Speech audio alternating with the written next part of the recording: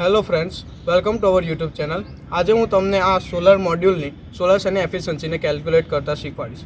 આ solar panel મોડ્યુલમાં 72 number of cell 72 છે. આ 72 સેલ સિરીઝમાં કનેક્ટ કરેલા છે જોવા મળે છે.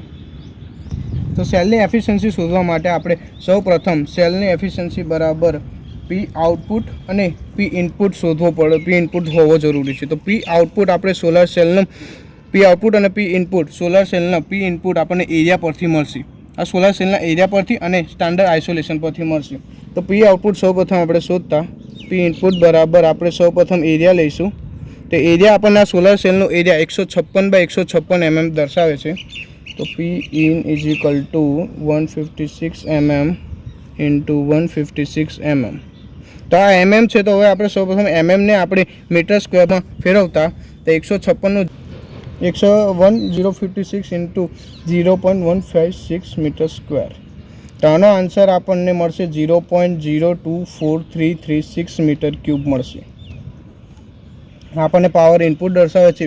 પાવર ઇનપુટને હવે આપણે સ્ટાન્ડર્ડ ઇન્સ્યુલેશન એટલે SI કરતા into 1 kilowatt metre square into આપણને જે આન્સર મળ્યો છે તેને મૂકતા 0.02433 મીટર સ્ક્વેર. મીટર સ્ક્વેરને કટ કરતાં 1 કિલોવોટ બરાબર 1000 વોટ થશે ઇન્ટુ 0.02436 થશે.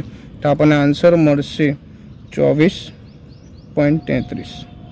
આ આપણને પી ઇન મળશે એટલે પાવર ઇનપુટ મળશે આપણને 24.33 કિલોવોટ મળશે. આ પાવર ઇનપુટ મળી ગયો. તે જ મુજબ હવે આપણે પાવર આઉટપુટ શોધીશું. તો પાવર આઉટપુટ શોધવા માટે મેક્સિમમ વોલ્ટેજ આપણે 315 વોલ્ટનું કરતા હોવાથી મેક્સિમમ વોલ્ટેજ 37 વોલ્ટ અને કરંટ મેક્સિમમ 8.5 એમ્પિયર લઈશું. તે માટે 36 વોટ ને મેક્સિમમ કરંટ 8.5 એમ્પિયર. તો હવે એક સેલના આ વોલ્ટેજ માટે મેક્સિમમ વોલ્ટેજ છેદમાં નંબર ઓફ સેલ આપણા 72 છે. 37 વોલ્ટ છે આપણો મેક્સિમમ, નંબર ઓફ સેલ 72 છે. તો આનું સમેશન કરતાં 0.513 વોલ્ટેજ એક સેલનો વોલ્ટેજ મળશે. હવે એક સેલનો કરંટ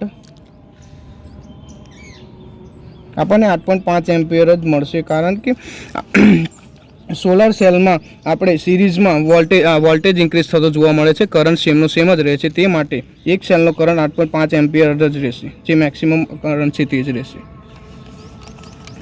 હવે આપણે મેક્સિમમ વોલ્ટેજ અને કરંટ મળી ગયો છે, તેના કારણે આપણને પાવર આઉટપુટ મળશે. કે પાવરનું આપણે સૂત્ર છે તે મુજબ V ઇન્ટુ I, એટલે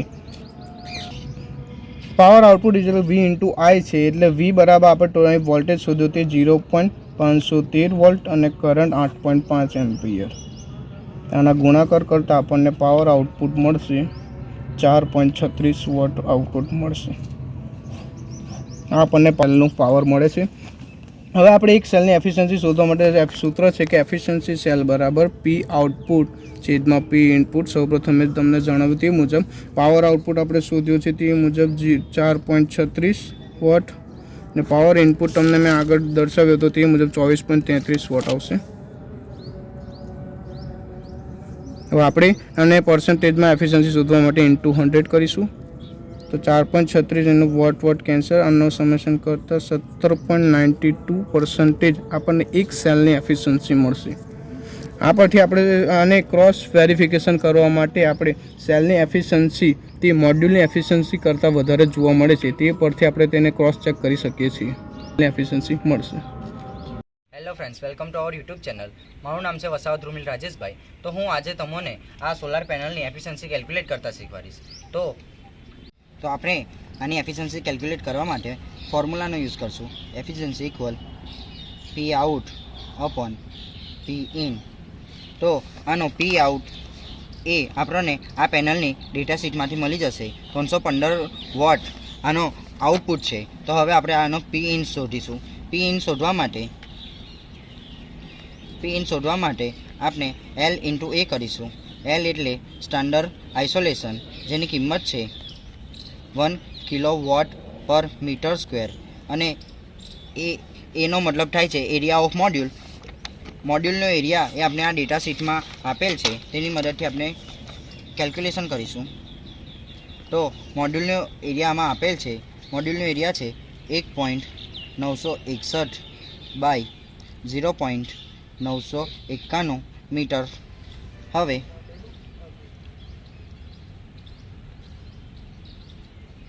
આનું કેલ્ક્યુલેશન કરીશું.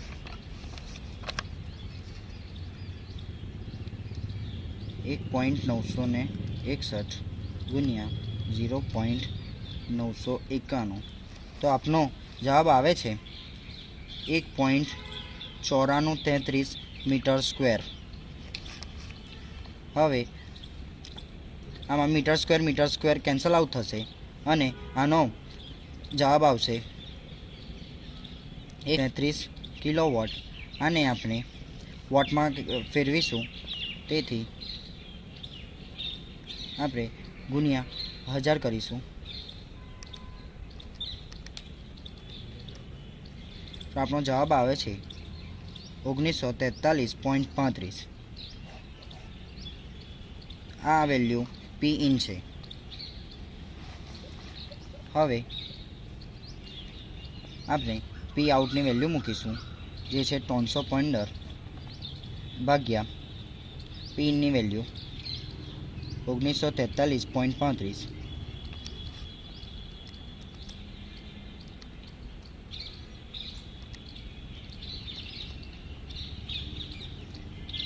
ગુણ્યા 100.